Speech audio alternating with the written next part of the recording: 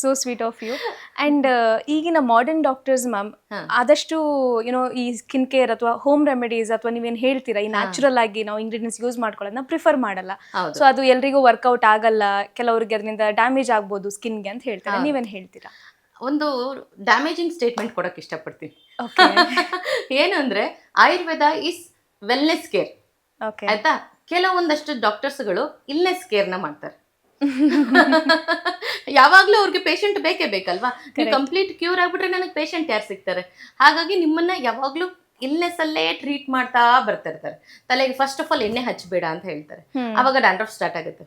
ಅದಾದ್ಮೇಲಿಂದ ಎಲ್ಲ hair fall related ಪ್ರಾಬ್ಲಮ್ಸ್ಗಳು start ಆಗ್ತಾ ಹೋಗುತ್ತೆ. ನೀವು ತಲೆಗೆ ಚೆನ್ನಾಗಿ ಎಣ್ಣೆ ಹಚ್ಚಿ ಅಂತ ನಮ್ಮ ಆಯುರ್ವೇದಿಕ್ ಶಾಸ್ತ್ರದಲ್ಲಿ ಫಸ್ಟ್ ಅಭ್ಯಂಗ ಶಾಸ್ತ್ರದಲ್ಲಿ ಇರೋದೇ ತೈಲಾಭ್ಯಂಗ ಅಂತ. ಸೊ ಅದನ್ನೇ ನಾವು ಮಾಡಿಸ್ಬಿಟ್ರೆ ನೀವು ನನಗೆ ಪೇಷಂಟ್ ಆಗಿನೇ ಬರಲ್ಲ, ಒನ್ಸ್ ಬರಲ್ಲ, ಅದು ಕ್ಯೂರ್ ಆಗಿಬಿಡುತ್ತೆ.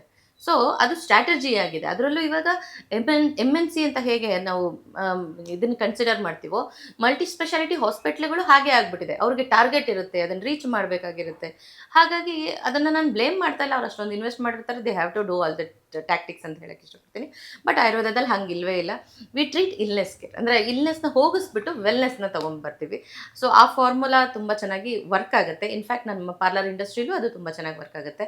ಒನ್ಸ್ ಯು ಟ್ರೀಟ್ ಅಲ್ವಾ, ನೀವು ಒನ್ಸ್ ಫಾರ್ ಆಲ್ ಡ್ಯಾಂಡ್ರಫ್ನ ಕ್ಯೂರ್ ಮಾಡ್ತೀರಾ, ಅವರು ಟೋಟಲಿ ಸ್ಯಾಟಿಸ್ಫ್ಯಾಕ್ಷನ್ ಆದರೆ ಅವ್ರು ಲೈಫ್ ಲಾಂಗ್ ನನಗೆ ಕ್ಲೈಂಟ್ ಆಗಿ ಬಂದೇ ಬರ್ತಾರೆ. ಅಂದರೆ ಪ್ರಾಬ್ಲಮ್ ಇಟ್ಕೊಂಡು ಬರಲ್ಲ. ಈಗ ಪ್ರಾಬ್ಲಮ್ ಸಾಲ್ವ್ ಆಯಿತು, ಬಟ್ ಮೇಂಟೆನೆನ್ಸ್ಗೋಸ್ಕರ ಬರ್ತೀನಿ ಅನ್ನೋ ಒಂದು ಬಾಂಡಿಂಗ್ ಹೆಚ್ಚಾಗ್ತಾ ಬರುತ್ತೆ. That's the beauty of Ayurveda, because ಮೇಂಟೆನೆನ್ಸ್ಗೆ ಅಂತ ನಾರ್ಮಲ್ ಅಲೋಪತಿ ಡಾಕ್ಟರ್ಸ್ ಹತ್ರ ಯಾರು ಜಾಸ್ತಿ ಹೋಗಲ್ಲ. ಕರೆಕ್ಟ್. ಸೊ ಹಾಗಾಗಿ ನಾವು ವೆಲ್ನೆಸ್ ಕೇರ್ನ ಮಾಡ್ತೀವಿ, ಇಲ್ನೆಸ್ ಕೇರ್ನ ಆಯುರ್ವೇದದಲ್ಲಿ ಪ್ರಿಫರ್ ಮಾಡಲ್ಲ. ಸೊ ಹಾಗೆ ಸ್ಟಾರ್ಟ್ ಆಯಿತು ವೇದ ವಿಜ್ಞಾನ ಮತ್ತು ಸೌಂದರ್ಯ ಜ್ಞಾನ. ಇದನ್ನು ನಾನು ರಿಸರ್ಚ್ ಮಾಡ್ತಾ ತುಂಬ ಕಡೆ ಓಡಾಡಿದೆ. ಅಂದರೆ ಇದಕ್ಕೆ ಯಾವುದೋ ಒಂದು ಸೆಟ್ ಟೆಕ್ಸ್ಟ್ ಬುಕ್ ಅಥವಾ ಒಂದು ಥಿಯರಿ ಅಂತ ಯಾವುದೂ ಇಲ್ವೇ ಇಲ್ಲ. ಸೊ ಹಾಗಾಗಿ ಇದನ್ನು ಎಲ್ಲಿ ಹುಡುಕ್ಬೋದು ಅಂತ ಹುಡುಕ್ತಾ ಹೋದಾಗ ನನಗೆ ಸಿಕ್ಕಿದ್ದು ದೇವಸ್ಥಾನಗಳ ಇದು ಒಳ್ಳೆ ಯೂನಿವರ್ಸಿಟಿ ಇದ್ದ ಹಾಗೆ. ನಾವು ಏನೇ ರಿಸರ್ಚ್ ಮಾಡ್ತೀವಿ ಅಂದ್ಕೊಳ್ತೀವೋ ಎಲ್ಲದಕ್ಕೂ ಒಂದು ಸೊಲ್ಯೂಷನ್ ದೇವಸ್ಥಾನಗಳಲ್ಲಿ ಸಿಗಕ್ಕೆ ಸ್ಟಾರ್ಟ್ ಆಗುತ್ತೆ. ಒಂದು ಪುಟ್ಟ ಎಕ್ಸಾಂಪಲ್ ಕೊಡ್ತೀನಿ, ಹೇಗೆ ನಮ್ಮ ದೇವಸ್ಥಾನಗಳು ಒಂದು ಮಲ್ಟಿ ಸ್ಪೆಷಾಲಿಟಿ ಹಾಸ್ಪಿಟ್ಲ್ ಇದ್ದ ಹಾಗೆ ಅಂತ ಅದ್ರದ್ದೊಂದು ಒಳ್ಳೆ ಎಕ್ಸಾಂಪಲ್ ಕೊಡ್ತೀನಿ. ಸೊ ಫಸ್ಟ್ ಆ್ಯಂಡ್ ಫಾರ್ಮೋಸ್ಟ್ ನಮ್ಮ ಸನಾತನ ಧರ್ಮದಲ್ಲಿ ಏನು ಮಾಡ್ತೀವಿ ಅಂದರೆ, ದೇವಸ್ಥಾನದಿಂದ ಆಚೆನೆ ಚಪ್ಪಲಿ ಬಿಟ್ಟು ಒಳಗಡೆ ಹೋಗ್ತೀವಿ. ಅಲ್ಲಿ ಕಲ್ಲಿಂದ ಫ್ಲೋರಿಂಗ್ ಎಲ್ಲ ಇರುತ್ತೆ. ಹಾಗೆಲ್ಲ ಇರುವಾಗ ನಮ್ಗೇನಾಗುತ್ತೆ, ಚಪ್ಪಲಿ ಬಿಟ್ಟು ನಾವು ಒಂದ್ಸತಿ ಭೂ ಸ್ಪರ್ಶ ಮಾಡಿದ ತಕ್ಷಣನೇ ಒಂದು ಪಂಚತತ್ವಗಳಲ್ಲಿ ಮೊದಲನೇದು ಭೂಮಿಗೆ ಸ್ಪರ್ಶ ಆದ ತಕ್ಷಣನೇ ನಮ್ಗದು ಜನರೇಟ್ ಆಗುತ್ತೆ ಶಕ್ತಿ. ಅದ್ರ ಜೊತೆಗೆ ನಮ್ಮ ಫೀಟ್ ಇರುತ್ತಲ್ಲ, ಅಲ್ಲಿಗೆ ನಮಗೆ ಅಕ್ಯುಪ್ರೆಷರ್ ಸ್ಟಾರ್ಟ್ ಆಗೋಗುತ್ತೆ. ಅಕ್ಯುಪ್ರೆಷರ್ ಥೆರಪಿ ಅಂತ ಹೇಳ್ತೀವಿ, ಅದು ಅಲ್ಲಿಂದನೇ ಸ್ಟಾರ್ಟ್ ಆಗುತ್ತೆ. ಬೇಕೋ ಬೇಡವೋ ಅದು ನಮ್ಗೆ ಇಡೀ ಬಾಡಿಗೆ ಅಕ್ಯುಪ್ರೆಷರ್ ಥರ ವರ್ಕ್ ಆಗೋಕ್ಕೆ ಸ್ಟಾರ್ಟ್ ಆಗುತ್ತೆ ಫುಡ್ಡಲ್ಲಿ.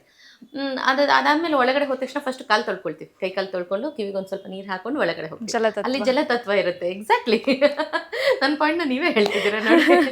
ಸೊ ಅಲ್ಲಿ ಜಲತತ್ವ ಸ್ಟಾರ್ಟ್ ಆಗುತ್ತೆ. ಸೊ ಕರೆಂಟ್ ಅಂದರೆ ನೀರಲ್ಲಿರುವಂಥ ಕರೆಂಟ್ ಅಂತ ಏನು ಹೇಳ್ತೀವಿ, ವಿದ್ಯುತ್ ಶಕ್ತಿ ಏನಿದೆ ಅದು ನಮ್ಮಲ್ಲಿ ಪಾಸ್ ಆಗೋದಕ್ಕೆ ಸ್ಟಾರ್ಟ್ ಆಗುತ್ತೆ. ಸೊ ಪ್ರತಿಯೊಂದು ಪವರ್ ಜನ್ರೇಟ್ ಆಗ್ತಾ ನಾವು ಒಳಗಡೆ ಹೋಗುವಂಥದ್ದು. ಆಮೇಲೆ ಅಲ್ಲಿ ಒಳಗಡೆ ಹೋಗೋಕ್ಕೆ ಮುಂಚೆನೇ ನಿಮಗೆ ಒಂದು ಅರೋಮಾ ಫೀಲ್ ಆಗುತ್ತೆ ನೋಡಿ. ಧೂಪ, ದೀಪ ಮತ್ತು ಹೂವುಗಳದೆಲ್ಲ ಅಲಂಕಾರದ್ದು, ದೇವಸ್ಥಾನದ ಸ್ಮೆಲ್ಲೇ ಒಂಥರ ಚೆನ್ನಾಗಿರುತ್ತೆ. ಸೊ ಡಿವೈನ್ ಫೀಲ್ ಇರುತ್ತೆ. ಸೊ ಒಳಗಡೆ ಹೋಗ್ತಾನೆ ಆ ವಾಯು ತತ್ವ ಅಂತ ಏನು ಹೇಳ್ತೀವಿ, ನಮ್ಮ ರೆಸ್ಪಿರೇಟರಿ ಸಿಸ್ಟಮನ್ನು ಸರಿ ಮಾಡ್ತಾ ಬರುತ್ತೆ. ಎಷ್ಟೇ ನೀವು ಕಿರಿಕಿರಿ ಇದ್ರೂ ದೇವಸ್ಥಾನದ ಒಳಗಡೆ ಹೋದ ತಕ್ಷಣ ನೋಡಿ ಏನೋ ಒಂಥರ ಆರಾಮ ಅನಿಸ್ತು ಅಂತ ಅನ್ನೋದಕ್ಕೆ ಸ್ಟಾರ್ಟ್ ಆಗುತ್ತೆ. ಸೊ ಪೃಥ್ವಿ, ಜಲ, ವಾಯು ಆಯಿತು. ಅಲ್ಲಿ ಮಂಗಳಾರತಿ ಎಲ್ಲ ಮಾಡ್ತಿರ್ತಾರಲ್ಲ, ಅದು ಅಗ್ನಿ ತತ್ವ ಅಂತ ಹೇಳ್ತೀವಿ. ಸೊ ಅಲ್ಲಿ ಪವರ್ ಜನ್ರೇಟ್ ಆಗ್ತಾ ಇರುತ್ತೆ. ಹಾಗಾಗಿ ನಾವು ಮಂಗಳಾರತಿ ತೊಗೊಂಡ ತಕ್ಷಣವೇ ನಮಗೊಂಥರ ಒಳಗಡೆ ಬ್ಲೆಸ್ಸಿಂಗ್ಸ್ ಬರ್ತಾ ಇದೆ ಅನ್ನೋ ಥರ ಫೀಲ್ ಆಗುತ್ತೆ. ಪಾಸಿಟಿವ್ ಎನರ್ಜಿ ಸ್ಟಾರ್ಟ್ ಆಗೋಗುತ್ತೆ.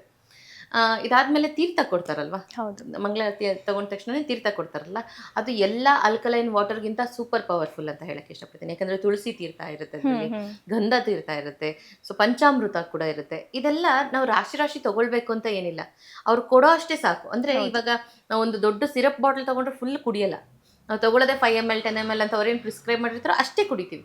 ಹಾಗೇನೆ ಇದನ್ನು ಅಷ್ಟೇ, ನಾವು ಆಲ್ಕಲೈನ್ ವಾಟರ್ ಕುಡಿದ್ರೆ ನಮ್ಮ ಬಾಡಿ ಡಿಟಾಕ್ಸ್ ಆಗುತ್ತೆ ಅಥವಾ ನಮ್ಗೆ ಇಮ್ಯುನಿಟಿ ಪವರ್ ಬೂಸ್ಟ್ ಆಗುತ್ತೆ ಅಂತೆಲ್ಲ ಅನ್ಕೋತೀವಲ್ವಾ. ಅಷ್ಟು ಸಾವಿರಗಟ್ಟಲೆ ತೊಗೊಂಡು ಅದನ್ನು ಕೊಡುವಂಥ ಆಲ್ಕಲೈನ್ ವಾಟರ್ದು ಕೆಲಸ ಪ್ರತಿನಿತ್ಯ ತುಳಸಿ ತೀರ್ಥ ತೊಗೊಳ್ಳೋದ್ರಲ್ಲಿ ಇದ್ದೇ ಇರುತ್ತೆ. ಸೊ ಇದು ಸನಾತನ ಧರ್ಮ ಹೇಳ್ಕೊಡ್ತು ನನಗೆ. ಸೊ ಹಾಗೆ ನಾನು ಪ್ರತಿಯೊಂದನ್ನು ಮಾಡರ್ನ್ ಸೈನ್ಸ್ ಜೊತೆಗೆ ಅದನ್ನು ಕೋರ್ಲೇಟ್ ಮಾಡೋದಕ್ಕೆ ಸ್ಟಾರ್ಟ್ ಮಾಡಿದೆ. ಹೌದಲ್ವಾ, ಎಲ್ಲದಕ್ಕೂ ಫಾಲೋ ಅಂದರೆ ಮಿಕ್ಸ್ ಆ್ಯಂಡ್ ಮ್ಯಾಚ್ ಇದ್ದೇ ಇರುತ್ತೆ. ಇದು ಏನಿದೆ ಅದರಲ್ಲಿ ಇದ್ದೇ ಇರುತ್ತೆ ನಮ್ಮ ಸನಾತನ ಧರ್ಮದಲ್ಲಿ. ಸೊ ಹಾಗೆ ನಾನು ಒಂದೊಂದೇ ನೋಡ್ತಾ ಹೋದೆ. ಆಮೇಲೆ ಅರೋಮಾ ಥೆರಪಿ ಅಂತ ಹೇಳ್ತೀವಿ. ಸೊ ಅರೋಮಾ ಥೆರಪಿಲಿ ನಾವು ಯೂಸ್ ಮಾಡೋದೇ ಫ್ಲವರ್ಸ್ಗಳನ್ನ. ಸೊ ಆ ಫ್ಲವರ್ಸ್ಗಳನ್ನ ಯೂಸ್ ಮಾಡಿಕೊಂಡು ಅರೋಮಾ ಇಸ್ ನಥಿಂಗ್ ಬಟ್ ಫ್ರೇಗ್ನೆನ್ಸ್ ಅಂತ ಹೇಳ್ತೀವಿ. ಹೌದು. ಸೊ ಆ ಹೂವಿನಿಂದ ಏನು ಫ್ರೇಗ್ನೆನ್ಸ್ ಬರುತ್ತೆ, ಈ ಹೂವಿನಿಂದ ಏನು ಫ್ರೇಗ್ನೆನ್ಸ್ ಬರುತ್ತೆ, ಅದು ನಮ್ಮ ಮೈಂಡನ್ನು ಹೇಗೆ ರೆಗ್ಯುಲೇಟ್ ಮಾಡುತ್ತೆ ಅನ್ನೋದು ಅರೋಮಾ ಥೆರಪಿದು ಫಾರ್ಮುಲಾ. ಅದನ್ನು ಇತ್ತೀಚೆಗೆ ಬರೀ ಅಂದರೆ 120 ಇಯರ್ಸ್ ಹಿಂದೆ ಅರೋಮಾ ಥೆರಪಿ ಬಂತು, ಅದು ಇದು ಅಂತೆಲ್ಲ ಕ್ಲೈಮ್ ಮಾಡ್ಕೋತಾ ಇದ್ದಾರೆ. ಆ್ಯಕ್ಚುಲಿ ಇದೆಲ್ಲ ನಮಗೆ ಸನಾತನ ಧರ್ಮದಲ್ಲಿ 2000 ವರ್ಷಗಳ ಹಿಂದೆನೇ ಇತ್ತು. ಒಂದೊಂದು ದೇವರಿಗೆ ಒಂದೊಂದು ಹೂವಿನ ಅಲಂಕಾರ ಮಾಡಿರ್ತಾರೆ. ಸೊ ಆಯಾ ದೇವಸ್ಥಾನಕ್ಕೆ ಹೋದಾಗ ಆಯಾ ಮೂಡ್ ಫ್ಲಕ್ಚುಯೇಷನ್ ಇಂದ ನಾವು ಆಚೆ ಬರೋದಕ್ಕೆ ಅದು ಹೆಲ್ಪ್ ಮಾಡ್ತಾ ಬರುತ್ತೆ. ಸೊ ಹಾಗಾಗಿ ದೇವಸ್ಥಾನಗಳಲ್ಲಿ ಅರೋಮಾ ಥೆರಪಿ ಕೂಡ ವರ್ಕ್ ಆಗುತ್ತೆ. ಅಕ್ಯುಪಂಚರಿಂದ ಹಿಡಿದು ಅರೋಮಾ ಥೆರಪಿವರೆಗೂ ಬಂದ್ವಿ. ಆಮೇಲೆ ಅಲ್ಲಿ ಮಂತ್ರಘೋಷಗಳಿರುತ್ತೆ. ಪ್ರತಿದಿನ ಅವರು ಮಂತ್ರ ಹೇಳ್ತಾ ಇರ್ತಾರೆ. ಮತ್ತೆ ನಮ್ಮ ಸನಾತನ ಧರ್ಮ ಎಲ್ಲಾ ಮಂತ್ರಗಳು ಪಾಸಿಟಿವ್ ಆಗೇ ಇರುತ್ತೆ. ಇವಾಗ ನಾವು ಯಾವುದೇ ದೇವ್ರದ್ದು ಅಷ್ಟೋತ್ತರ ಹೇಳಿ, ಸಹಸ್ರನಾಮ ಹೇಳಿ, ಅಲ್ಲೆಲ್ಲೂ ಬ್ಯಾಡ್ ವರ್ಡ್ಸ್ ಇರಲ್ಲ. ಕೆಟ್ಟದಾಗ್ಲಿ, ಯಾರಿಗಾದ್ರೂ ಕೆಟ್ಟದಾಗ್ಲಿ ಅನ್ನೋದೇ ಇರೋದಿಲ್ಲ. ಎಲ್ಲರಿಗೂ ಸರ್ವೇ ಜನ ಸುಖಿನೋ ಭವಂತು ಅನ್ನೋ ತರನೇ ಇರುತ್ತೆ. ಶಾಂತಿ ಮಂತ್ರ ಇರುತ್ತೆ, ಅರ್ಚನೆಗಳಿರುತ್ತೆ. ಸೊ ಇದೆಲ್ಲ ಮಂತ್ರ ಘೋಷಗಳಿಂದ ಅಲ್ಲಿ ಒಂದು ಆರಾ ಕ್ರಿಯೇಟ್ ಆಗಿರುತ್ತೆ. ಸೊ ಅದರದ್ದು ಆ ಪಾಸಿಟಿವ್ ಓರ ಏನಿರುತ್ತೆ, ನಮ್ಮ ಮೈಂಡ್ ಸೆಟ್ಟಿಂದ ಹಿಡಿದು ನಮ್ಮ ಓರನ ಕ್ಲೆನ್ಸ್ ಮಾಡ್ಕೊಳ್ಳೋದಕ್ಕೆ ತುಂಬ ಚೆನ್ನಾಗಿ ವರ್ಕ್ ಆಗ್ತಾ ಇರುತ್ತೆ. ಈಗೇನು ಓರ ಕ್ಲೆನ್ಸಿಂಗ್ ಅಂತ ಫ್ಯಾನ್ಸಿ ಆಗೆಲ್ಲ ಮಾಡ್ಕೊಳ್ಳೋಕೆ ಸ್ಟಾರ್ಟ್ ಮಾಡಿದ್ದಾರೆ, ಕಮರ್ಷಿಯಲೈಸ್ ಮಾಡಿದ್ದಾರೆ ತುಂಬಾನೇ.